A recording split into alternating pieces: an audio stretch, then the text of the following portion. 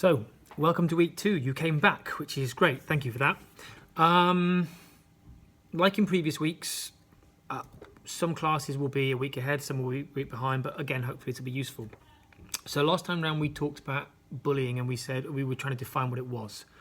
This time round what we're doing is we're looking at how we can handle it, how we deal with incidents like this. And we started with an issue that most of them won't face.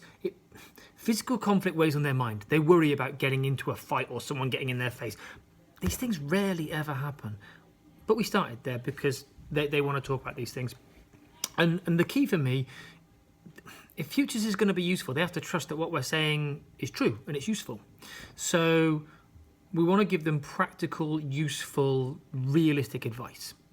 And what we always come up against in this is they say, my dad says punch them in the nose and they'll stop. And this will happen year on year. My dad says punch him and it'll pack it in. He did it when he was at school and it sorted him out. This isn't me as a teacher saying, no, you shouldn't do that. Fighting and violence is never the answer. This is me saying, look, practically, that's not going to help you. Unless you're hard, right? You know, I'm a little guy. If I punch him in the nose, I'm going to get filled in. All right, and this is the practical advice I want to offer them. You know, it's no good saying to our children, go into school and punch them in the face, because they feel less about themselves when they realise they can't be the man that dad wants them to be. They can't be the tough girl that they're told to be.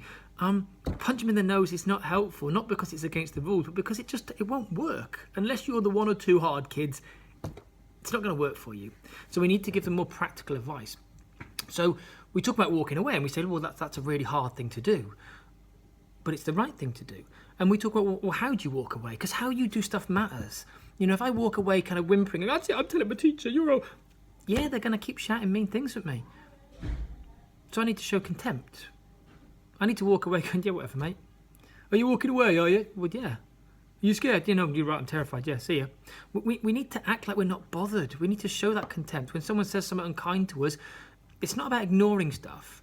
It's about not reacting or giving someone a reaction. So you just walk away. But how you do it matters, with confidence, with assurance. And you're not just putting up with stuff. This advice, just ignore them and they'll go away. Well, I'm not going to put up with it. I'm walking away, but I'm walking somewhere. I'm walking to a teacher. I'm walking to tell someone what happened. Now, the next response you'll get is, well, yeah, but things don't get done. I told my teacher it still happened. Well, did you tell him it still happened?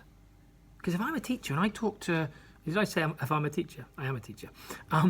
If I'm a teacher and I talk to a student and I say, look, I've heard what you're doing, you need to pack it in. I think I've dealt with it.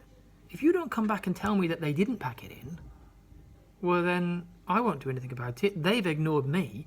So part of dealing with it is about walking away, but walking to something, walking to action. You're not putting up with it, but you have to do it on your own. The other thing we try and do is talk to people about how we can create an environment where bullying is less prevalent.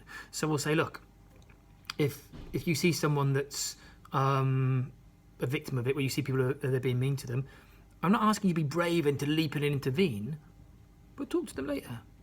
If you see that kid later on in the day, say, hey, look, I saw those people earlier, don't worry about it, they're idiots. Be an ally for them. You don't have to stick up for them there, and then you don't have to jump into something, but make them feel that they're not alone and they're not that they are valued. That's not a hard thing to do. We can do that. We can step in and say, look, I saw what happened earlier. They were idiots. We're going to be hanging out in the canteen at lunch. Do you want to come and hang out with us? That's kind. You don't have to have confrontation to be kind. The same applies with our mates. These bullies have mates. These people who say unkind stuff, they have mates. If your mate is doing that, if they're saying unkind stuff, step in and speak to them and say, hey, don't do that, mate. Don't be like that. And the third thing we said to them is don't create that environment that makes it appealing by laughing, right? Don't be the person that joins in and laughs. These are all doable things. Walk away. Talk to someone who can help. Tell them again if it didn't work. Approach someone and ask them if they're all right and see if they want to hang out with you guys. Don't laugh at it. And if you see a mate doing it, you tell them to pack it in. Imagine what the school would be like if we all did that. If we all did that, if we all just did those small, easy, achievable things, it wouldn't be an issue. And let's be fair, I'll be clear here, you know, it isn't an issue, I don't think. But I want our young people to feel supported. I want them to feel like there's stuff they can do, and hopefully these are things that they can do.